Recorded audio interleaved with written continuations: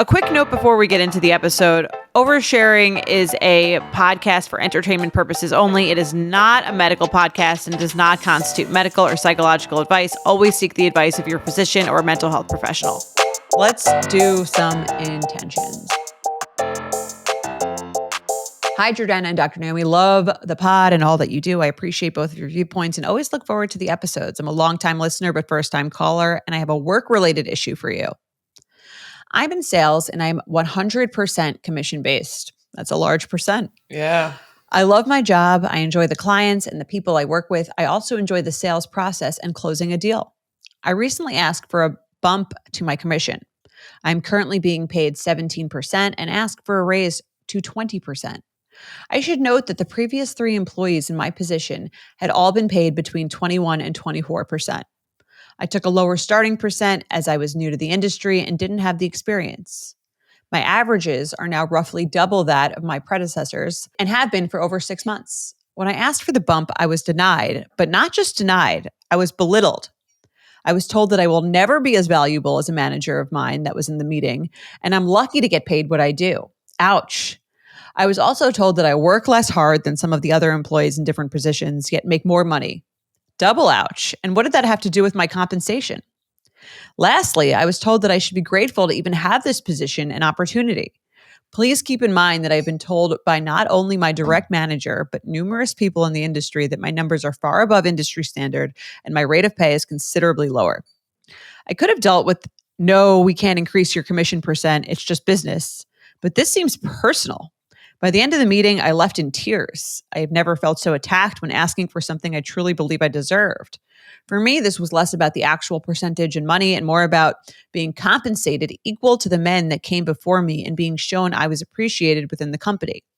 Feeling underappreciated is something I struggle with. I'm having a hard time not reliving this meeting in my head and going over how I should have stood up for myself. Do you have an intention to change my mindset when I start going to Scenario City? Thank you. Sincerely, 17% Betch. Oh, ouch. Yeah. Usually a company would at least, part of industrial organizational psychology is like keeping your employees motivated to want to improve. It's almost like this is just them showing their cards that you're right, that either they're bluffing or they really don't appreciate what you're bringing to the table. Yeah. And they're not trying to keep you motivated to keep doing what you're doing, which sucks for them. I mean, yeah, this sounds really unprofessional to me. Unprofessional. Even if they believed all of the things that they're saying, and I'm sure they're not true. I mean, I don't know you, but I'm sure they're not if everything she's saying is true. Even if that's what they wanted to get across, there's nicer, more motivating ways to say that. Yes. Then like you're never gonna be as successful as your manager. You work less hard. That's like that's the subject. How would you even know that? I think like you could say, we'd love to consider this in the future. Right now, here's the things we need to see you improve on in order to get there. I think you can get there. Here's like what we would need to see in order to increase that number. Yes. Like that's motivating. Of like, you could say no in a motivating way. I think that seems like, are they trying to get you to quit? That seems like a very bizarre, like mean response. Way to. Yes. Yeah. Not motivating, not keeping you going. Like, even if there was no pathway to get there, at least, a lot of places would make you think there is. Right. Or dangle a carrot for a little while. Look, again, I don't want to jump out and tell you what to do, but if you are as good at this as you sound, and you sound good at it, right? Like your numbers are double other people, you're moving up faster, you're closing more deals than the people who came before you. I think this is a blessing in disguise for you to show you that like you need to keep it moving, keep doing what you're doing and try to find someplace else because you have a lot to put on your resume. You have a lot. And that's the thing about sales jobs is like, it's objective, right? Like when you're making a resume, you can write down like exactly what sales you closed, exactly how many sales you're closing and what you're selling and compared to what maybe it sounds like you have some information about other sales that were happening before you got there, and how you're comparing. So I think you have a lot of good objective information that you could bring into an interview with another company. I know that you like your coworkers and you like the people you're working for. So one option is just to say, hey, I'm going to advocate for myself through my own action by looking for another place where it's supply and demand, right? Like if you're really good at what you do and there's some demand for what you do, you're going to be able to get that 21% or 24% or whatever it is that you're looking for. Especially if it's entirely commission based, like you're making people money. All you're doing is making them money. Right. Yeah. No, I totally agree with that. I think she could look for somewhere she's appreciated more. I'd maybe even like speak to HR about the way that you were spoken to. Again, that sounds really unprofessional and just like a strange way to speak to anyone. And I can understand why she wants an intention and why she's kind of spiraling, because it's like usually people, again, use more euphemisms or aren't even like, yes. Like if someone's saying directly to you, you will never be as good of as valuable as a manager. Like that, even if you are extremely confident, I think that would get into your head. Yeah. And she's probably thinking, everyone hates me. I'm horrible at this job. I'm never going to be good. I'll never make what I deserve. Yeah, totally. So I think I wrote two different intentions for her. One is like, just if you want to continue to advocate for yourself in the sense of like, I know that I'm worthy and I'm going to go get the compensation that I deserve by looking for something else, kind of like giving up on getting it from these people because you've asked for it and they're not giving it. And the other one is maybe you do want to reapproach this in a professional way, either with HR or, reapproaching the conversation, maybe a little bit more prepared with like, here are my numbers, like coming into it, which is why I love that she's in sales and there's this like objective data that she can use. Right. So the first intention I wrote is I will advocate for myself through action. And that by that action, it means like finding another place where you can get the compensation that you think you deserve. Because if it's below industry standards, like you're saying, then you're going to be able to find someone else. If you show up and say you can earn them this amount of money, you're going to be able to do it. And that you're going to advocate by saying, I'm leaving and I'm going someplace else where I'm getting 22% commission. The other one that I thought would be good for her as well as other people is there's no statute of limitations for communication. So just because this first conversation didn't go the way that you wanted doesn't mean you can no longer reapproach this conversation. So I think you can kind of gather your ducks, maybe set up another conversation with either your direct manager, perhaps. And it sounds like you have actual information from this person where she said, you're doing a great job. You're doing better than most people. Like you've got some, like, I know it feels almost a little bit like you're kind of using her words against her, so to speak, but you're a cog in the wheel of this place. And I think you can go with guns loaded and say, here's all my numbers. Here's what I was told by my manager. I'd like to reapproach this conversation, whether it's with HR or coming back again with a little bit more of like a prepared, organized, way to advocate for yourself. So just because it didn't go well the first time doesn't mean you blew it and it's over and there's no pathway back to this conversation. Maybe there's someone else that you can talk to, or if you can say, just kind of like, I'd like to reapproach this conversation. I've made a chart with some of my numbers. And these are the industry standards, and I have a chart here that is comparing them. And right. And here's all the money I brought into the company. And again, I think like it makes sense if she has never done anything like this before, why she would take a smaller role coming in, but now she's proven herself. So I think she could say like the circumstances of when I was hired have changed. And, here's why. And again, like I think that no one should speak to someone the way they spoke to you. So I think that regardless of if you got everything you wanted, I still think like that should be addressed, that the way that you were spoken to was not okay. Totally. Yep. And I think you can, I'm sure I can imagine she came in like nicely and probably in some humble way, like asking for her A commission to be reevaluation. Yeah. reevaluation. And probably I can assume just were shocked at the response that you got, that I could see why maybe you weren't like fully prepared to advocate for yourself. And then now there's this feeling of regret of like, I should have done it differently, or why didn't I say this? Like, just like not standing up for herself more, like she says. So that's where the second intention comes. There's no statute of limitations for communication. Like you can reapproach, you can kind of load up with all your ammunition and reapproach this conversation a little bit more prepared. And then you'll feel like, okay, I did everything I could to advocate for myself. And if it still doesn't work, then I take all those beautiful numbers that you have and bring them elsewhere. Love it.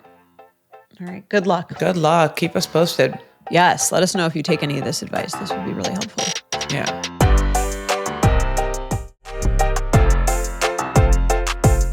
All right. Let's do some triggers. Okay. Read our first one? I will read the first one. Hi, Jay and Ann. Love the pod. Longtime listener, first time writer. I wrote this a while back and didn't send it because I thought writing it out helped me feel okay with it, but I've just been reactivated with a pit in my stomach and feeling deep sadness. Initially, I started writing in when I listened to the episode where a caller's choice for godparent is getting scuba certified instead of attending the post-ceremony brunch. That was a good one. That was a good one.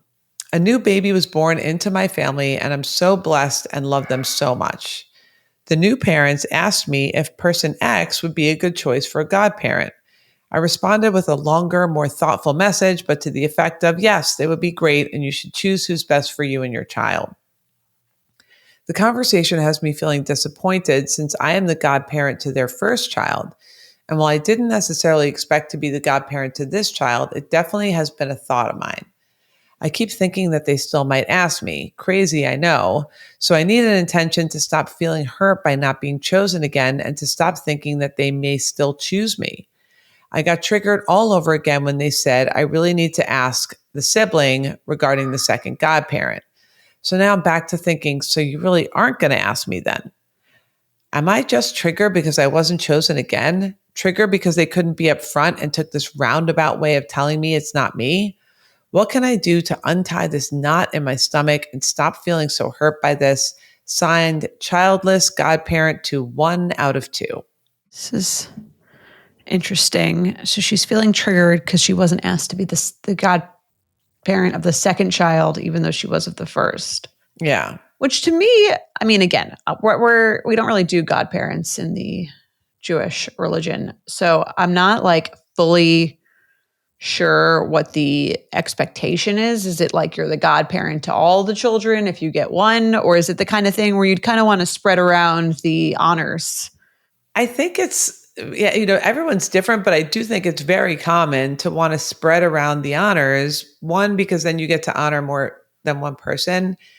And 2, because I think it creates these nice like individual connections that like your child has this like special connection with these parents, and your other child has a special connection with these other godparents. So it's like creating unique relationships. I think, long story short, I don't think this is personal. I think they view godparents as like each kid gets their own set of godparents. Right.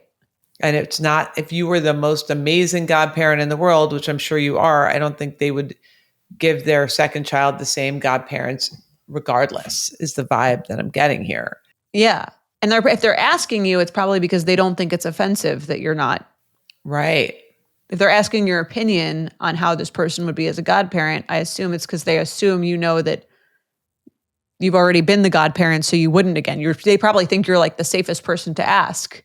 Right, because you're the only person that can't be picked. So you know you're not getting it, which clearly she doesn't. Yeah, it does sound like a miscommunication. I think what's bugging her is like, 1, when they brought that up, I think she almost misinterpreted that as like, well, if you don't think it should be these people, then maybe it would be you. Right. When I don't think that's what they were intending. They were just getting your advice because you're like, a great godparent and like know what it takes and all of that. But I think that unintentionally planted a seed that it could be her. Like she said, choose whoever you think is best. But I don't think they were ever thinking that it was going to be you at all. Right. Which is, I think, that's like the person I would ask if there was someone who was like totally obviously out of the running. That would be the person I would get their opinion on, because it wouldn't be weird when I didn't pick them. So I would just, I think they're clearly under the assumption that this wouldn't be you again. Yeah. And I think what's bugging her is it's been like this lingering unknown thing for a while. And she feels maybe like a little psychologically manipulated. Like, you asked me, so maybe you're thinking, and they weren't. I don't think any of that was, I think you were on two different complete pages, and you just want them. I think once they pick this person, this will probably feel a lot better. It's just this looming choice. Do you think there's like an overinvestment in this particular thing? Yes. I guess I would ask, like, why does she want it so badly for both? Is it like, I would imagine you'd feel pretty honored. You got the first kid, you were the first choice. You're not getting all of them. Is there like an overinvestment in this kid, maybe? In this family? Yeah. Right. Is that, I don't know if that's weird to say. Is it a nice thing that she's like, she wants this so badly, or is it like a little much? Yeah, well, her sign off is childless, 1 out of 2. What is childless godparent to 1 out of 2. So I think because maybe she doesn't have kids of her own, maybe she's not planning of having kids of her own. This is like she wanted this little like pseudo family unit with like herself and these like 2 kids, that this was like her little, these are her godchildren. And it feels like, I just think the intention of this was misunderstood, as it's like, you have this very unique, special relationship with this child. Right. As opposed to like, you are like a third parent in our family, like for our whole family, and like the 2 kids. I do think a lot of people feel like that's part of the godparent thing, is like, I'm giving my child, if maybe they don't have an aunt or an uncle, or if they do, but maybe that aunt or uncle isn't like my top choice for who I would want to be like a confidant or a, parental figure. I'm going to pick this other person so you can have this unique, special relationship, not as like you're a part of our family, but more like you're just with this, connected to this specific child. I think it was just it was interesting because it is sort of like a subjective title. Like there's no book that says like, this is exactly what a godparent does. It's like every family culture probably treats it a little bit differently. Right. Some people go scuba diving instead of attending the brunch after. Yes. Some people would never dream of doing that, like this woman. Never. She would be at that brunch. Yeah. So I think this is not that triggering, because I think it almost, in the parents' view, to sit her down and say, listen, you're not getting the godparent role this time. Or like, we're going to give it to someone else, would probably seem like condescending and weird when they probably assumed your reaction would be like, oh, of course, I've already been the godparent. Right. Like, it makes sense. So I can understand why they would bring it up in this way. They probably aren't thinking about it in the same way as you. I would evaluate like how heavily invested you are in this.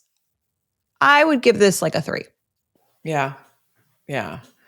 I agree. I think the fact that they came to her too is flattering. We value her opinion. Yeah. Yes. We value your opinion. You're great at this, but there's only one of you and there's 2 kids. I agree. I could see why she's hurt. So I feel badly giving it a low score, but I do think for a lot of people, it's like 1 child, you get 1 godparent role. It's not, you don't get 2 kids. Although from what I understand, like the godparents kind of like, if God forbid something happens to both parents, Right. you take the kid, are they going to give the kids to two different families? Like that does seem weird. Yeah. I don't know how literal the godparent role is taken. Is it like, it seems if weird it's you would that, separate your kids. Yeah.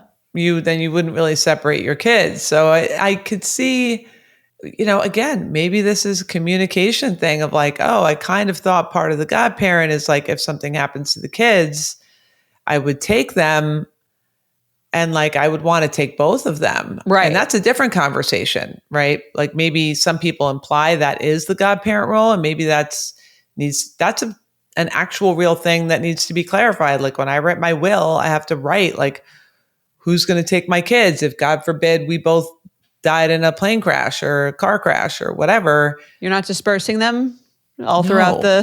No. Stay together. No, that makes sense. That would be a interesting. But I'm saying, maybe her interpretation of just how of the roles and the responsibilities is different than theirs. So I think that's if she wants to have any conversation, I think it should be that, not like why don't I get all of them? Why am I not like being honored again? I would make it less about the honoring, because I think it does make sense. You want to bring other people into like your family connection and totally. Yeah. So yeah, I would agree. I'll give it a 4. I get, why she's upset, but I think you can communicate about it in that way, or you can just be like, look, this isn't how they intended it.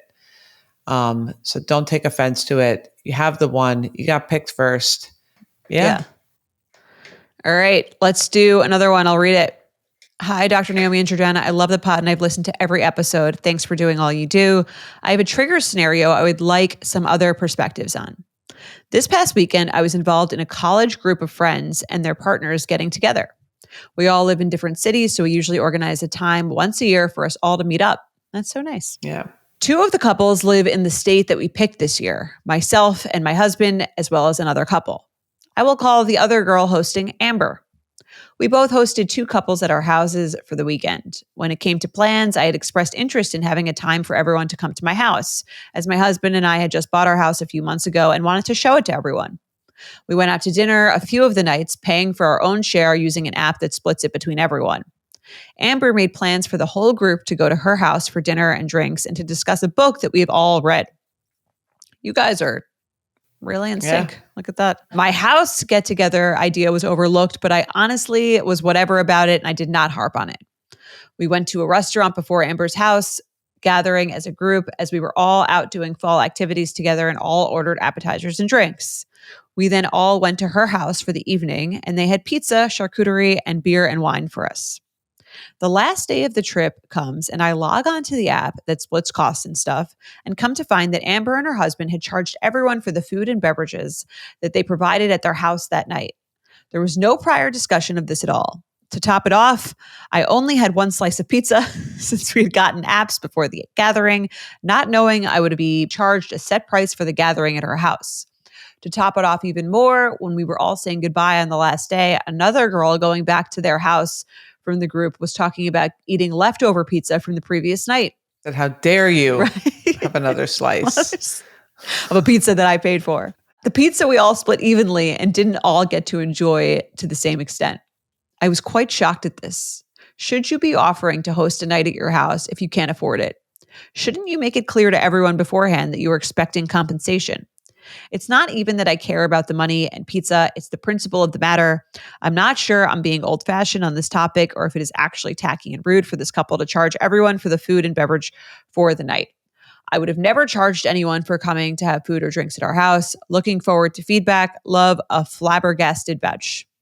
Yeah, I think it is pretty cheesy to invite people to your house and then ask them to split the cost of hosting. I agree. Unless you say like, okay, I'm hosting, everybody bring a dish. Right, I'm doing a potluck. Right. Yeah. Then everybody, but I guess these people were from out of town, so you couldn't really do that. But I'm kind of like, and I could see why she's a little annoyed because she's like, I would have happily hosted. She wanted everyone to come to her house. She probably wanted to host. She never would have charged everyone for it. Yeah. And then she's insisting on hosting. And then asking everyone to split the pizza. Yeah. I think agree. if you're hosting people, you're paying for the food. That's part of hosting. Yeah. I think that's like sort of in the definition of hosting. I would have brought a bottle of wine to the gathering if I Right. were any of them, but I wouldn't be expecting to be like splitting the cost of the pizza.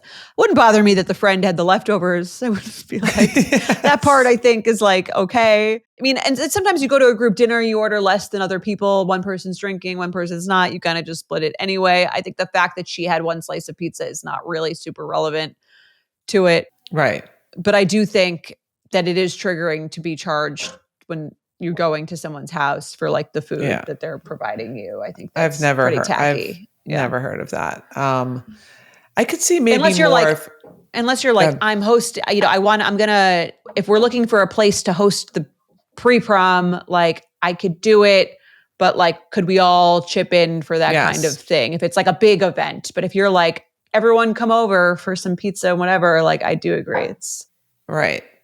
Yeah, there are a couple of like iterations of this where I could see, like, let's say you start off the day and you're supposed to be watching football, and then everyone's like, oh, we're just going to stay and like order some food, like kind of lingers, and it's like a second meal that everyone's hanging out. You could be like, hey, I'm going to order some pizza. Who wants some? Like, if you want pizza, let me know, and chip in for it. Otherwise, like that kind of thing where you're like letting people know. But yeah, if you're inviting people to your house, you should be providing the food. That is annoying. Yeah, as far as, I think there was the undertone of like, she wanted her friends to see her new house and they didn't. And that's probably a little disappointing. Like I could see that maybe that's part of it contributing to this. Right. Where she's like, I would have been a good host. Yes. Yeah. Right. And I never would have like added it to the Splitwise or whatever. Well, they say that's like sort of like an unintended consequence of all these like paying apps and Venmo, that it's so easy to like charge and get money for people, which is nice, but it also kind of makes people more inclined to nickel and dime each other. Yeah. Whereas like if this was the old days before those apps existed, I think you'd feel weirder being like, all right, everyone give me $20 or like, if anyone has their checkbook on me, on there, walking around the room like collecting 20s, right? Or you owe me 30 for the pizza last night, or whatever it is. I think would be. It's like more people didn't do that as much because it wasn't. You had to look someone in the eye to say it. Yes. And now you can just see it on an app and like casually just do it. So I think there's a whole psychology to the splitting of costs and stuff. But I'd give this like a 4. It's kind of annoying. Yeah. Yeah. It's not like personal. It doesn't feel like emotional. It just feels like a little tacky. Yeah. I would give it a 4. I think part of that 4 is again, that she like was like, I put it out there that I wanted everyone to come to my house. That was kind of ignored. And then you ended up being like a pretty, like not the best host when I would have done a better job. So yeah, I could see why this is annoying. Yeah. I think if you invite people back to your home, you should pay for things. I've done a split. I've done like a split if it's like I'm host, we're doing this yearly Friendsgiving and we're trying to find a place to do it. And someone offers, and normally it would be a potluck, but we're just going to order food this year. Right. And you would split it then because it's like an event that we're all taking part in, that you just are nice enough to have people at your house for. This doesn't sound like that. The conclusion is you have to announce it ahead of time. Like if you're not planning to host, if it was like, hey, let's all go back to my place. I'll order some pizza and we can split it. Like if you say it ahead of time, that's different than if you're like, hey, we're going to come back to my house for pizza and charcuterie and drinks. And then 3 days later, you get a bill in the mail. Right. I agree. I think anything you're prepping at home, like a charcuterie, should not be charged. Yes. All right. Well, all right. We did it. Validated. We did it. Thank you guys for writing in. I love your questions. They're so relatable. Like this is just real life stuff that gets us talking about how to navigate these really sticky interpersonal relationships. So thank you for being vulnerable, writing in. We look forward to it. That's our time. Great work today.